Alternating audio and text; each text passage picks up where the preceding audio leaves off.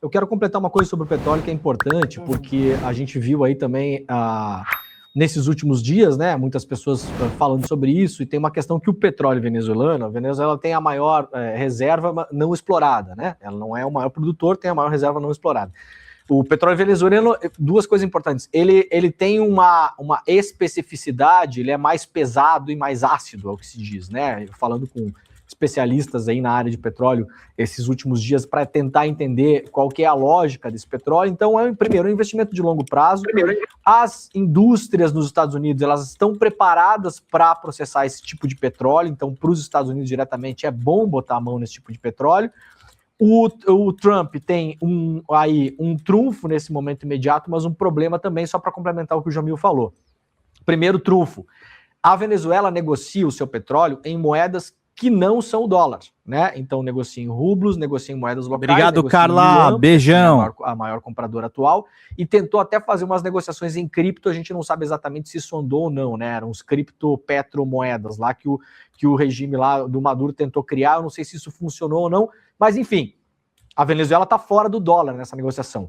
Isso é um problema para os Estados Unidos, porque depois que caiu o acordo de Bretton Woods, o petrodólar ele é muito importante para os Estados Unidos. Os Estados Unidos entrou em acordo lá com principalmente a Arábia Saudita e os outros países ali do Oriente Médio, e o acordo foi o seguinte, olha, a gente só vai negociar petróleo em dólar, beleza, OPEP? Beleza. Então hoje a Noruega, todo mundo que produz petróleo negocia em dólar. Isso para os Estados Unidos é uma maravilha, porque é a moeda que eles imprimem, né, gente? E fora o fato de que quando você negocia em dólar, isso vira títulos da dívida do Tesouro dos Estados Unidos, ou seja, quando qualquer país compra petróleo de algum lugar e negocia em dólar, você faz um investimento direto na economia doméstica dos Estados Unidos.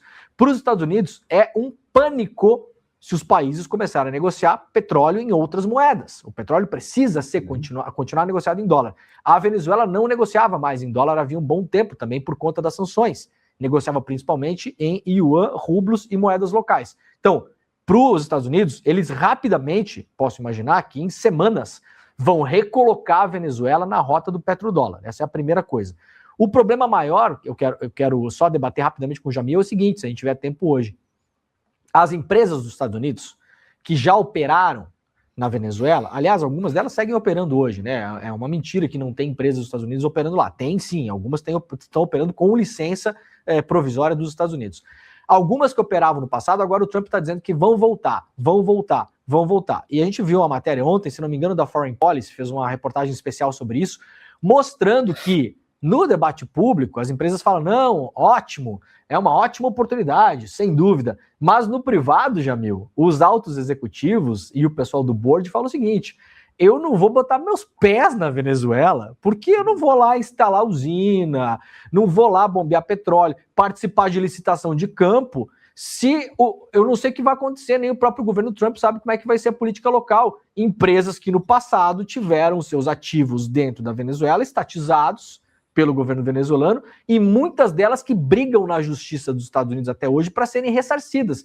Então, assim, essa conta de que o Trump diz que amanhã a Chevron, a ExxonMobil, todo mundo vai se instalar na Venezuela, Jamil, isso claramente parece que não vai acontecer, né?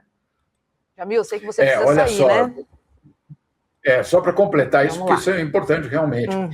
Para o Donald Trump conseguir fechar essa equação, ele precisa que as empresas americanas voltem para a Venezuela, senão o argumento desmonta, né? Agora, como é que ele faz isso com todos esses obstáculos que o Leandro está colocando? Primeiro, várias reuniões vão acontecer nesta semana ainda entre a Casa Branca e essas empresas, e olha só, Demore, tem um papo já rolando muito forte, inclusive, de que o governo americano está disposto a subsidiar a ida de empresas americanas para a Venezuela. Ou seja, o que quer dizer isso? Eu vou dar uma espécie de seguro para você, caso você tenha algum problema, eu pago. Eu quem, cara pálida? É o contribuinte americano. É o contribuinte americano que vai pagar por uma aposta de Donald Trump de derrubar um governo, colocar as suas empresas lá. Se elas forem bem, ótimo, está tudo em ordem, tá em casa. Agora, se acontecer algum obstáculo, ou se o petróleo não for exatamente dos mais rentáveis, ou se tivermos disputas legais com a China, que tem contratos com a Venezuela, enfim, se tudo isso acontecer, la garantia sou eu, né? Disse Trump. né? Ou seja, o povo americano vai pagar. Jamil, tem duas coisas que eu quero colocar. Primeiro é um caos que chegou até a gente. Eu vou contar só o milagre, não vou falar o santo, porque eu não pedi autorização para dizer isso no ar. Mas alguém que estava ali nos Estados Unidos e estava conversando com um motorista e falou: você está sabendo desse negócio aí da Venezuela, do Maduro? O cara falou: não, tô nem... a gente ouviu falar alguma coisa aí, mano. O que você acha? Apesar de não saber muito, estão dizendo que a gasolina vai ficar mais barata. Então, isso deve ser bom para a gente, deixa o homem trabalhar. Agora a gente descobre que muito provavelmente ele vai subsidiar isso com os dólares do contribuinte estadunidense, então vai tirar do povo estadunidense. E você pode imaginar que isso que o Demori colocou é tão pertinente, Roberta, porque deu agora há pouco, no Wall Street Journal, que o Putin está mandando um submarino nuclear para escoltar, e navios para escoltar os petroleiros russos que vão até a Venezuela. Está no Street Journal. Tá? Então você pode imaginar o nível de insegurança e de baixa previsibilidade que isso gera para quem está eventualmente querendo botar dinheiro num país que agora está com a sua liderança política sequestrada, Rô. Certo. Jamil, preciso me despedir de você. Já é a segunda vez que estou falando, hein? Tá preso aqui no NU, mas vai lá que eu sei que você tem uma agenda. Obrigada, viu? Beijo. Bom dia para vocês todos. Até amanhã. Valeu, Jamil. Valeu. Mais alguém quer complementar nesse tema antes? Pessoal, estamos chegando aqui no final da live, R$96 eu não posso estender, gente. A gente precisa muito do apoio de vocês para fazer bem esse trabalho. Vamos ver a avaliação do Leandro Demori da questão Maduro. Vamos lá. Em parceria com as polícias da América Latina e várias polícias do mundo inteiro. Então, vamos dizer assim, Robs, tudo o que os países sabem sobre os cartéis, a DIA sabe também, porque a DIA é nada mais, nada menos do que uma agência de inteligência. Tá aí, ó, Gustavo Petro diz que cartel de Los Soles não existe. Agosto do ano passado. E não é porque o Petro falou, Robs, é porque não existe, de fato, enquanto cartel organizado. Então, chegou na burocracia dos Estados Unidos, alguém vai ter que oferecer denúncia contra o Maduro, né? Você vai ter que encontrar muita gente dos que oferecem denúncia, da acusação, juízes, que vão ter que acreditar numa ficção, eles vão ter que criar um cartel, eles vão ter que inventar um número de homens que esse cartel é correspondente, o território que é ocupado por esse cartel, quantas armas é o estimado que eles possuem, que tipo de negócios eles fazem, qual é a lógica de hierarquia, quem são os comandantes do cartel, com que máfias eles negociam, porque para você negociar qualquer máfia da América Latina para negociar, para vender droga, principalmente cocaína, para outros países do mundo, você precisa negociar com máfias, que é assim que funciona o poder fiduciário do crime. Então, para você mandar a máfia para a Itália, você vai ter que negociar com a Cosa Nostra, com a Camorra, com a 'Ndrangheta, com a Sacra Corona Unita. Para você negociar com a França, você vai ter que negociar com a Unione Corse, com outras máfias, como a máfia nigeriana. Para você negociar via África, você vai ter que negociar com a máfia nigeriana, com a máfia marroquina. Você vai ter que abrir negócios com máfias, com a máfia turca. Você tem várias máfias espalhadas pelo mundo todo. O cartel de Los Soles é associado a quem exatamente? Então, por enquanto, Robs, isso é uma ficção. Não tinha como parar em pé. Né? O que é que muda para o Maduro? Na prática, eu não imagino que vai mudar muita coisa. Ele vai ser acusado nos Estados Unidos de crimes que é mais fácil você enredar alguém. Um deles é a corrupção. A corrupção é o crime mais fácil de você enredar alguém.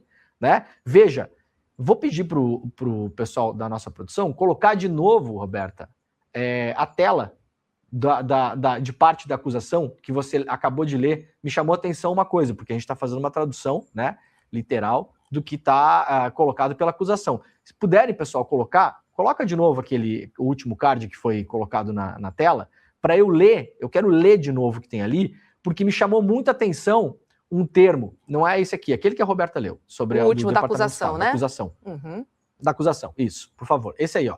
O réu Nicolás Maduro, tá aqui o que diz o Departamento de Justiça dos Estados Unidos, né? Department of Justice, que é um órgão de governo ainda, né?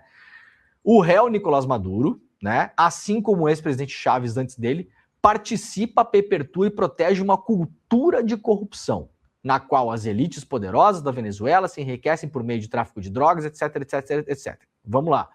Qual que é a acusação, Roberta? Você não pode ser acusado de participar de uma cultura de corrupção. Isso não é uma acusação, isso não existe. Imagina você pegar alguém e falar assim, não, o senhor está condenado porque participou de uma cultura de corrupção. Não, exatamente qual o caso, que corrupção aonde, que dinheiro foi roubado, justiça específica, para onde foi mandado o dinheiro, quem deu a ordem, o que é que recebeu em troca, quem estava na cadeia de comando. É um caso criminal? Ou a gente está aqui brincando, fazendo uma palhaçada? Então, obviamente, a gente está fazendo uma palhaçada. Eu não sei se o Maduro vai ser condenado nos Estados Unidos dessa maneira. O César participa de uma cultura de corrupção. Ora, o que é uma cultura de corrupção? Se você... Existe corrupção, Roberta, no governo da Venezuela? Claro, lógico, óbvio. Existe corrupção, Roberta, no governo da Noruega? Lógico que existe corrupção no governo da Noruega. No governo da Suécia? Claro que existe corrupção no governo da Suécia. Do Japão? Sem dúvida, existe corrupção no governo do Japão. Da China? Sim, também. Do Peru? Da Colômbia? Do Brasil? Lógico, em todos. Da França? Opa, claro. Da Itália? Lógico, óbvio, evidente que existe. Evidente. A Giorgia Meloni, ela será levada para os Estados Unidos e condenada por participar de uma cultura de corrupção? Essa é a dúvida que se coloca. Esse é o tipo de acusação que se tem contra o Maduro. O cara mal botou os pés nos Estados Unidos. E veja aqui, isso aqui não há defesa da maneira como Maduro tocou o governo, as eleições e tal, que isso é outro assunto, outro papo, né? A gente está falando de outra coisa. Vão pegar, olha o que aconteceu na França, Roberta, por exemplo, com o Nicolas Sarkozy. Acabou de ser ex-presidente da França, né?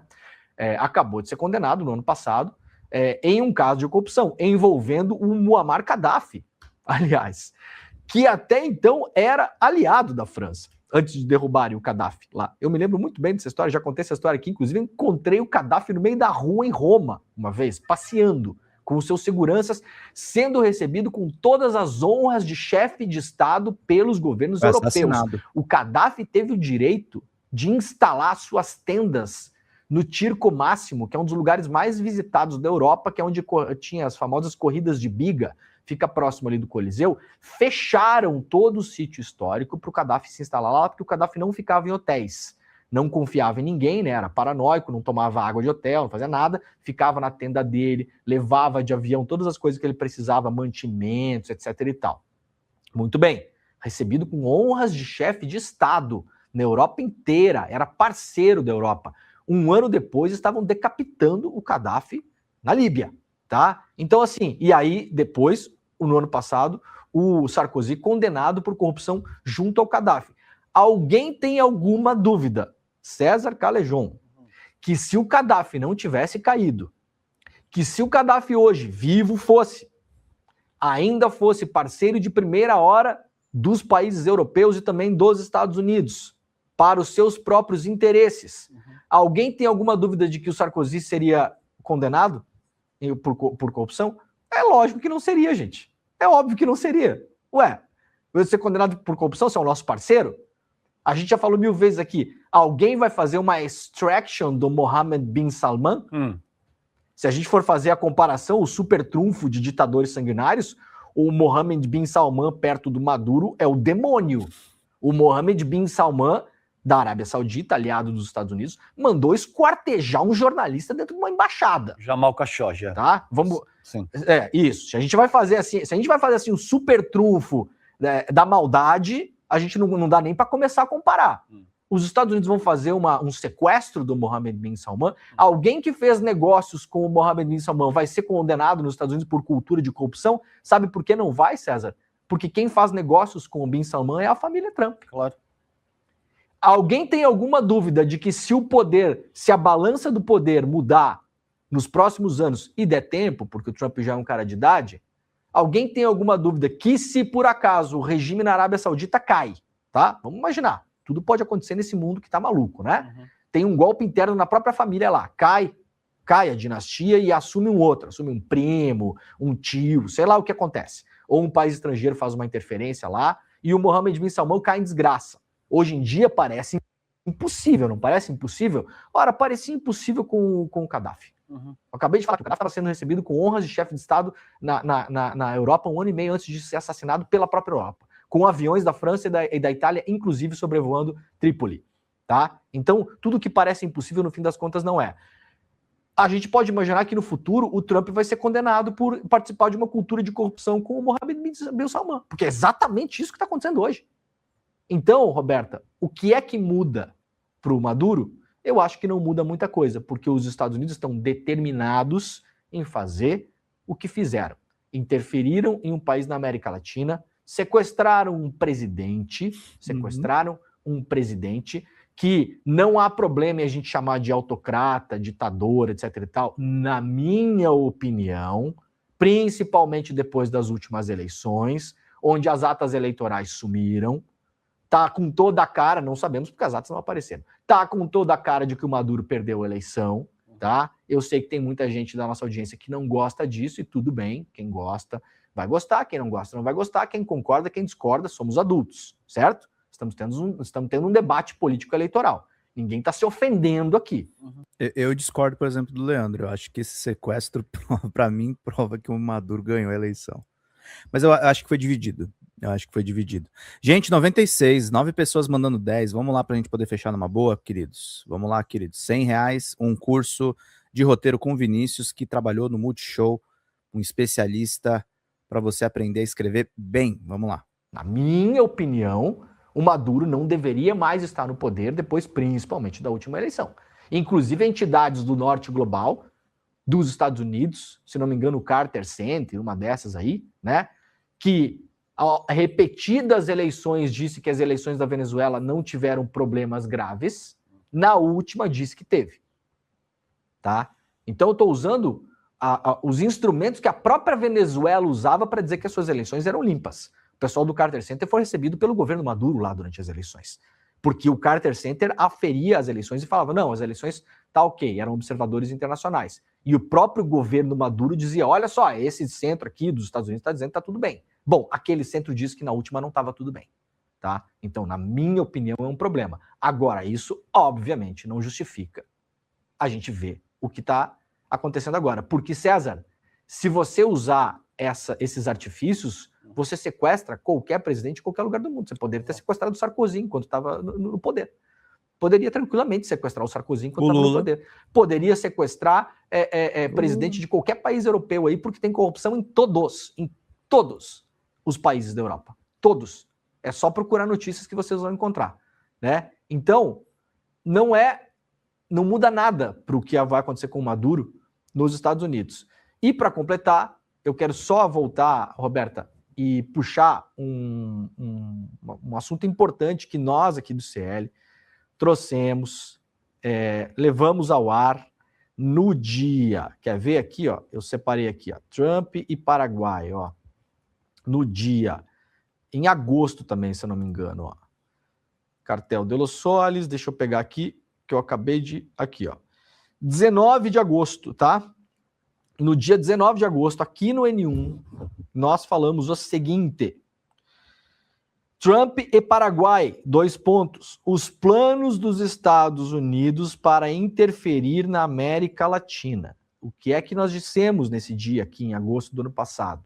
Que os Estados Unidos estavam preparados para uma intervenção militar no continente. E os vários sinais demonstravam isso. O Trump ainda não tinha acelerado como ele acelerou, mas a gente lembrou, a América Latina estava pronta para fazer uma espécie de cooperação internacional com os Estados Unidos para combate às drogas, fundar uma espécie de agência da América Latina para combate às drogas, com a lógica de guerra às drogas dos Estados Unidos. A gente alertou aqui, César, inclusive o Brasil, que participou das primeiras reuniões. A gente alertou aqui, não façam isso. Falamos aqui, não façam isso. Ah, mas Demone, vocês sabem tudo, né? Não, a gente não sabe tudo, mas a gente pode ter opinião sobre as coisas que a gente vê, né? Então, me parecia meio óbvio não se alinhar a isso. Outra coisa que nós falamos nesse mesmo dia aqui, o Paraguai fechou um acordo com os Estados Unidos de cooperação, de informação e militar. Para os Estados Unidos operarem na América Latina do Paraguai, usando o Paraguai como base, quase como um protetorado militar. A gente avisou neste mesmo dia aqui. Então, na época, César, pareceu loucura. Veja, não tinha nem os barcos dos Estados Unidos ali no Caribe, nem isso estava acontecendo. Absolutamente nada disso estava acontecendo. E a gente falou, os Estados Unidos estão prontos para uma ação militar na América Latina. Aconteceu. Os Estados Unidos declararam guerra à América Latina. O Trump deixou muito claro, quem não se alinhar vai ter o mesmo destino. Ele falou isso. E citou 2 países, mas não citou os outros porque não precisa. Porque falou no geral mesmo. Falou quem não se alinhar vai ter o mesmo destino. Falou de Cuba, para encerrar, Roberta, e falou da Colômbia. A Colômbia é o seguinte, o que o Trump falou ali? Basicamente ele disse o seguinte, olha, vocês aí que estão aí na Colômbia, tem eleição esse ano. O Gustavo Petro não pode concorrer à reeleição. Então o que o Trump falou? Com outras palavras, lógico, né, para as pessoas que estão na Colômbia. Não elejam o sucessor do Petro. Tá? Esse é o recado, gente. Não elejam o sucessor do Petro. Porque se eleger o sucessor do Petro, eu vou invadir. O pau vai cantar como cantou na Venezuela. Terá o mesmo destino. Nós vamos até aí pegar o cara, ou pegar o Petro, ou coisa pior. Lembrando que os Estados Unidos operaram na Colômbia com o Plano Colômbia, antidrogas, entre aspas, durante décadas. Ou seja, os Estados Unidos têm um volume de informação e agentes infiltrados na Colômbia até hoje muito maior do que na Venezuela. Conhecem muito mais a Colômbia do que a Venezuela. Tem muito mais gente para ser cooptada ou já cooptada do que na Venezuela. E o outro país foi Cuba. Cuba, hoje, gente, eu estive em Cuba aí há 3, 4 semanas atrás. Cuba vive um completo colapso, principalmente um colapso energético, o que leva a um colapso de alimentos e produtos básicos também. Hoje, os países que conseguem ainda enviar petróleo para Cuba são México e era a Venezuela. Todo o sistema energético de Cuba funciona a petróleo, todo, óleo cru, todo ele. Com indústrias que tem aí, muitas delas foram montadas ainda na época da União Soviética, para vocês terem uma ideia, até os anos 90. São super antigas, tem muitos problemas no próprio sistema, vivem Isso pifando, é mesmo, Rafael. Não conseguem mandar energia para a ilha Vamos toda. Pingar, Cuba gente. é uma ilha bastante grande, as pessoas imaginam que Cuba é uma ilha desse tamanho, não é, né? Você tem voos entre cidades em Cuba que demoram 1h30, 2 horas para atravessar o país. Não é um país muito pequeno, não. Um país grande, né? Havana é uma grande metrópole. O país está sem energia elétrica. Fica jogando energia elétrica de um lado para o outro porque não tem condições de produzir energia elétrica para todo mundo. O que é que o Trump falou? Vai parar de mandar petróleo da Venezuela para Cuba. O único país ainda que manda petróleo para Cuba é o México. Até quando o Trump vai, entre aspas, tolerar que a Cláudia Sheinbaum mande petróleo para Cuba, para Havana? Então, podem ter certeza, gente, por fragilidade, Cuba é o próximo alvo. O Trump vai agora estrangular o que falta do bloqueio para fazer o regime de Cuba cair por si, o que significa, César, para te passar e para encerrar aqui essa parte inicial do programa, infiltrar agentes da CIA em Cuba, infiltrar agentes dentro da oposição cubana e fazer parecer que o regime caiu sozinho, sem a ajuda dos Estados Unidos. Esse é o primeiro plano. Se não der certo, eu não tenho dúvida de que farão em Cuba o que fizeram na Venezuela, porque é mais fácil, inclusive, né, fazer em Cuba hoje, que é um país completamente destroçado pelo bloqueio, do que fazer o que fizeram na Venezuela. Então, mais ou menos por aí caminhamos, meu camarada César Calijon. Ficar de olho também na Groenlândia, né, Leandro Demore? Precisamos ficar aqui atentos. Os europeus estão preocupados. A União Europeia também já se manifestou, exatamente. A Giorgia Meloni saiu na primeira hora, falou para o Trump, não, Venezuela, assim, tudo bem, é um problema, mas não pode, viu? A França está preocupada com a Guiana Francesa aqui do lado, que tem petróleo. Tá todo mundo de olho nos seus protetorados, no seu neocolonialismo. E ninguém está preocupado com Venezuela, não, gente. Não se enganem. Fala, galera da Folha TV. Não se esquece de se inscrever aqui no nosso canal para assistir programas como Folha Notícias Manhã, Folha Notícias Noite, o nosso Folha Entrevista e o nosso Barzinho das Meninas. Muitas coisas bacanas a gente acompanha por aqui. E a gente precisa muito, muito do apoio de vocês para nosso trabalho jornalístico, investigativo, de curadoria de conteúdo, com vocês ajudando no nosso Pix, folhademocrata@gmail.com, ou mandando superchats, valeu demais, e os recursos financeiros, tornando-se membro do nosso canal, no nosso curso de jornalismo básico, para você ficar muito bem informado a respeito de tudo. Queridos e queridas, muito obrigado pela presença de todos vocês. Vida longa e próspera. Cuidem-se, cuidem dos seus e não esquece de se inscrever aqui na Folha TV. Até mais!